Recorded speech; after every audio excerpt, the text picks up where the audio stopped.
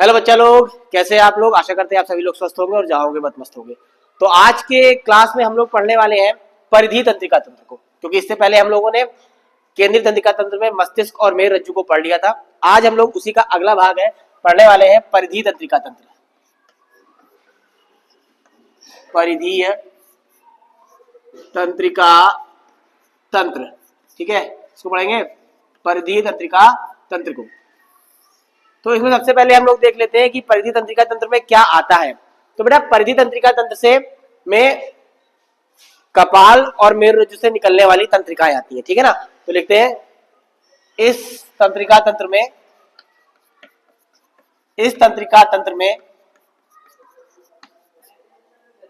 कपाल और मेरुरज्जु से निकलने वाली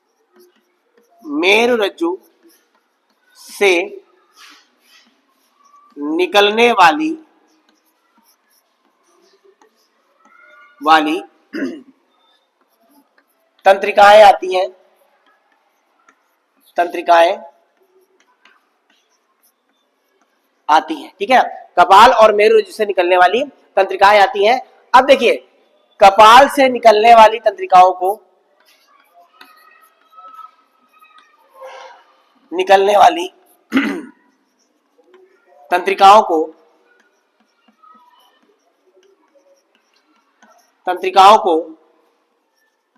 क्रेनियल तंत्रिका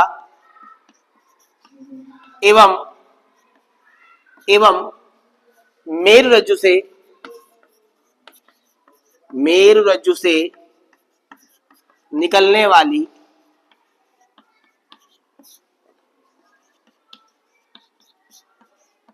तंत्रिका को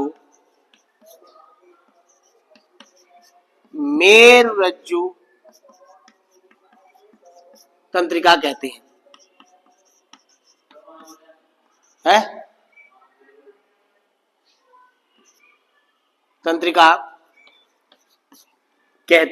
ठीक है। यानी एक बात ध्यान रखना, जो तंत्रिकाएं कपाल से निकल रही हैं उनको हम लोग क्रेनियल तंत्रिका या कपाली तंत्रिका कहते हैं, और जो तंत्रिकाएं मेरुरज्जु से निकल रही हैं उनको मेरुरज्जु तंत्रिका कहते हैं। ठीक है। अब हाई स्कूल में एक ऑप्शनल क्वेश्चन जरूर पूछा जाता है कि क्रेनियल तंत्रिकाओं की संख्या कितनी होती है और मेरुरज्जु तंत्रिकाओं की संख्या कितनी होती है। तो बच्चा आप लोग नोट कर सकते हो, इसमें क्रेनियल तंत्रिका की संख्या 12 जोड़ी व मेरुरज्जु तंत्रिका की संख्या 31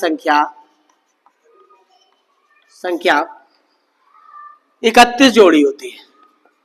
31 जोड़ी होती है। ये बहुत इंपॉर्टेंट क्वेश्चन है, ठीक है, कि जो हमारी क्रेनियल तंत्रिकाएं हैं, क्रेनियल तंत्रिका की संख्या होती है बेटा 12 जोड़ी। क्रेनियल तंत्रिकाओं की संख्या कितनी होती है? 12 जोड़ी। और जो मेरुरज्जु तंत्रिकाएं हैं उनकी संख्या कितनी होती है? उनकी संख्या होती है बेटा 31 जोड़ी। ये इंपॉर्टेंट क्वेश्चन है, ये ऑप्शनल में हमेशा आपसे पूछा गया है। तो आप लोग या तो इसका स्क्रीनशॉट ले लीजिए या इसको नोट कर लीजिए।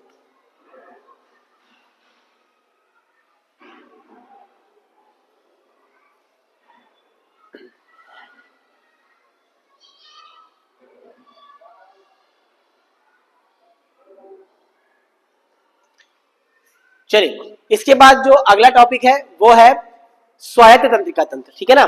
जो टॉपिक है वो है स्वायत्त तंत्रिका तंत्र। स्वायत्त तंत्रिका तंत्र। अब स्वायत्त तंत्रिका तंत्र में हम लोग कहते हैं इसको ऑटोनोमस नर्वस सिस्टम। ठीक है, क्या कहते हैं? Autonomous nervous system. यानी ये तंत्रिका तंत्र हमारी अनैच्छिक क्रियाओं को नियंत्रित करता है। ये तंत्रिका तंत्र क्या करता है? जो भी हमारे शरीर में अनैच्छिक क्रियाएं हैं उनको नियंत्रित करता है। तो यहां पर हम लोग लिख सकते हैं यह तंत्रिका तंत्र हमारी अनैच्छिक क्रियाओं को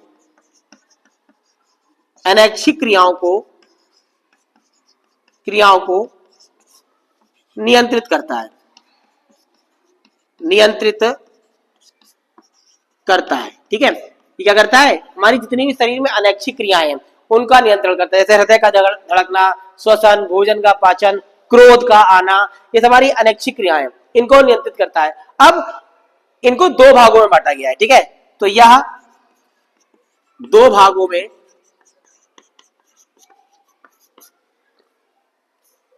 विभाजित होता है।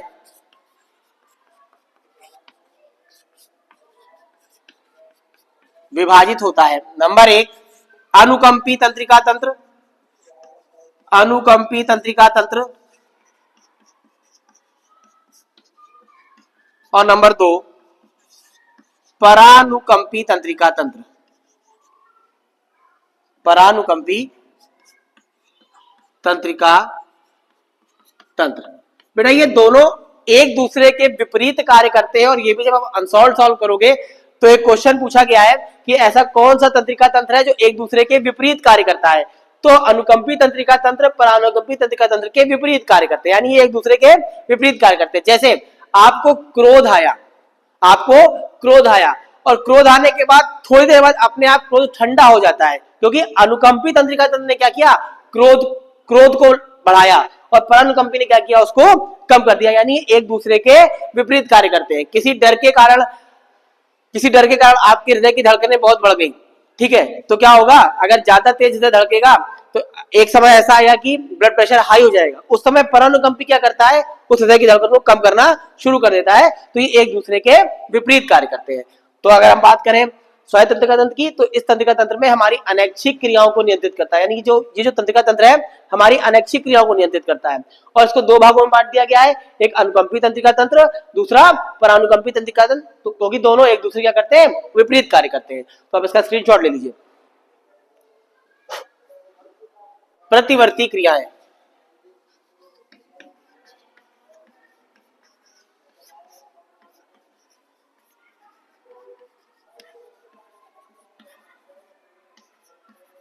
रिफ्लेक्स एक्शन, ठीक है, प्रतिवर्ती क्रियाएं, यानी कभी कभी हमारा शरीर जो बाह्य उद्दीपन होता है, यानी कोई बाह्य स्टिमुलेशन होता है, उद्दीपन होता है, उसके कारण क्या करता है, एक त्वरित एक्शन करता है या त्वरित क्रिया करता है, उनको हम लोग बोलते हैं प्रतिवर्ती क्रिया या रिफ्लेक्स एक्शन। इसमें क्या होता है, हमारा मस्तिष्क काम नहीं कर रहा होता है, इसमें हमारी जो मेरुरज्जु है वो काम कर रही होती है, और ये एक्शन जो होता है, ये एक विशेष प्रकार की पेशियां होती हैं जिनको हम लोग बोलते हैं मोटर पेशियां, मोटर तंत्र, उनके द्वारा ये कार्य करता है। ठीक है ना, तो हम लोग लिख सकते हैं किसी बाह्य उद्दीपन द्वारा, किसी बाह्य उद्दीपन द्वारा, किसी बाह्य उद्दीपन द्वारा होने वाली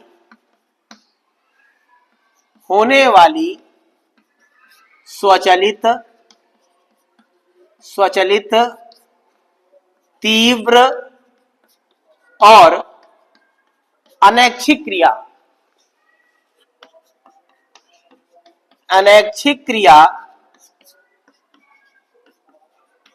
प्रतिवर्ती क्रिया कहलाती है।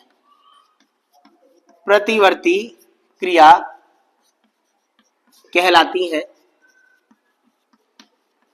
कहलाती हैं। इन क्रियाओं का नियंत्रण, इन क्रियाओं का नियंत्रण, इन क्रियाओं का नियंत्रण मेरुरज्जु द्वारा होता है। ठीक है, यानी किसी बाह्य उद्दीपन द्वारा होने वाली स्वचालित, जो अपने आप होती हैं, तीव्र यानी सडन, और अनैच्छिक क्रिया जिस पर हमारा कंट्रोल बहुत कम होता है, उन क्रियाओं को प्रतिवर्ती क्रिया कहते हैं। एक सिंपल सा उदाहरण दे रहे हैं, जब आप साइकिल चलाते हो या मोटरसाइकिल चलाते हो और अचानक से कोई आपके सामने आ जाता है, तो आप क्या करते हैं, तुरंत एकदम से ब्रेक लगाते हैं। आपको साइकिल चलाना सिखाया गया होगा, मोटरसाइकिल चलाना सिखाया गया होगा, लेकिन किसी ने ये नहीं सिखाया होगा कि जब कोई सामने आए तो आपको ब्रेक लगाना है। ये क्या होता है, ये हमारी प्रतिवर्ती क्रियाएं हैं, हमारा जो हमारे शरीर में स्वचालित होती है, तीव्र होती है और अनैच्छिक होती है। ये कौन सी क्रिया कहलाती है, प्रतिवर्ती क्रियाएं कहलाती है। ठीक, बहुत इंपॉर्टेंट टॉपिक है ये। किसी बाह्य उद्दीपन द्वारा होने वाली स्वचालित, तीव्र और अनैच्छिक क्रिया प्रतिवर्ती क्रिया कहलाती है और इन क्रियाओं का नियंत्रण मेरुरज्जु द्वारा होता है। ठीक है, अब प्रतिवर्ती क्रिया अगर हम बात करें दो प्रकार की होती है। प्रतिवर्ती क्रियाएं दो प्रकार की होती है, दो प्रकार की होती है। कौन कौन सी? एक तो होती है बेटा जन्मजात, एक तो होती है जन्मजात और दूसरी होती है प्राकृतिक, सॉरी अनुकूली, अनुकूली। ठीक है, एक होती है जन्मजात और एक होती है अनुकूली। जन्मजात वो प्रतिवर्ती क्रियाएं जो हमें जन्म से ही मिलती हैं और अनुकूली वो प्रतिवर्ती क्रियाएं हैं जो हम आकर सीखते हैं, जैसे जिसके लिए हमें अनुभव की आवश्यकता होती है। जैसे छोटा सा एग्जांपल है कि अगर आपने कोई स्वादिष्ट भोजन कभी पहले खाया है और अगर हम उसका नाम लेते हैं तो आप लोगों के मुंह में पानी आना शुरू हो जाता है। क्यों? क्योंकि आपने उस स्वादिष्ट भोजन का अनुभव पहले से कर रखा है। ठीक है ना, तो आप लोग इतना नोट कर लीजिए।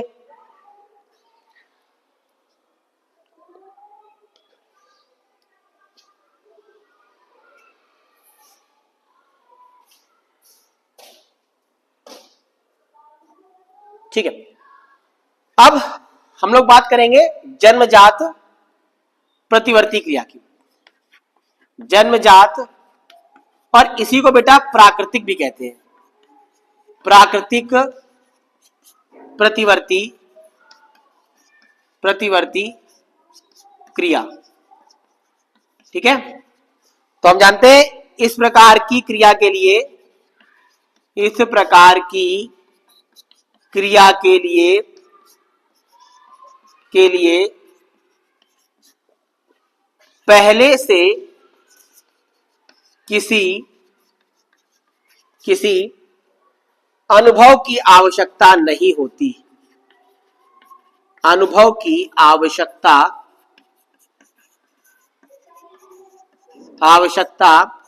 नहीं होती, नहीं होती, अनुभव की आवश्यकता नहीं होती।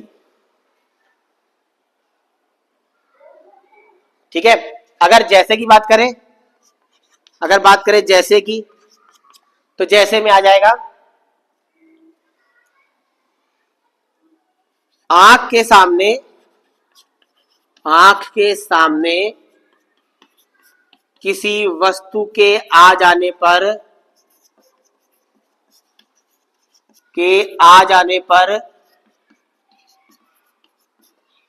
आंखों का बंद होना। ठीक है बेटा, ये जन्मजात होती है। एक छोटा सा बच्चा है, उसकी आंख में आप फूंक मारिए या हाथ करिए, उसकी आंखें बंद हो जाएंगी। आपकी आंख के सामने कोई भी चीज आती है, आप अपनी आंखें बंद कर लेते हैं, ये जन्मजात होती है। ये प्रतिवर्ती क्रिया क्या है? ये जन्मजात होती है, इनके लिए किसी अनुभव की आवश्यकता नहीं होती। दूसरी है, आपने देखा होगा आपके घर में छोटे बच्चे होते हैं, आपके घर में छोटे बच्चे हैं, उन छोटे बच्चों की हथेली पर आप उंगली रखिए, वो उंगली को अपने आप पकड़ लेते हैं, यानी मुट्ठी बंद कर लेते हैं। ये भी क्या है? ये एक प्रकार की प्राकृतिक या जन्मजात प्रतिवर्ती क्रिया है, इसके लिए किसी अनुभव की आवश्यकता नहीं होती है। ठीक, इसके विपरीत हेडिंग लगाइए अनुकूली प्रतिवर्ती क्रिया। अनुकूली प्रतिवर्ती क्रिया, अनुकूली प्रतिवर्ती क्रिया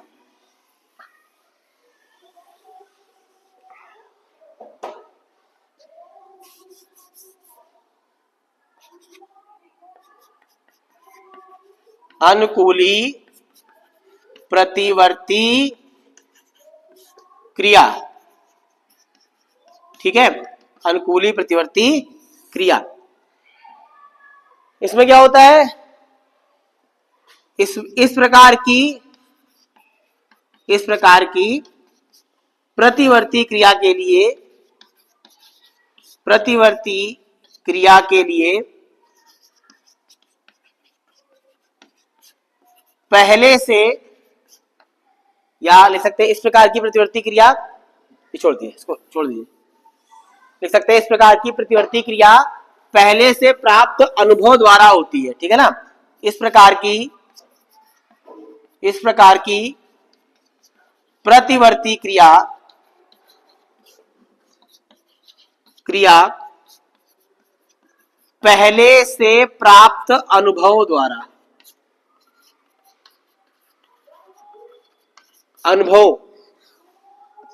द्वारा होती है। जैसे अच्छा उदाहरण है, जैसे साइकिल चलाते समय अचानक से किसी का सामने आ जाने पर ब्रेक लगाना। ठीक है। दूसरा किसी स्वादिष्ट भोजन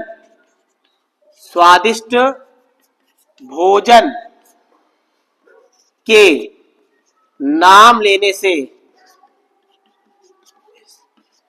मुख में लार का श्रावण होना। ठीक है, ये आपकी हो गई अनुकूली प्रतिवर्ती क्रिया। ठीक है, जन्मजात में क्या था? जन्मजात में जो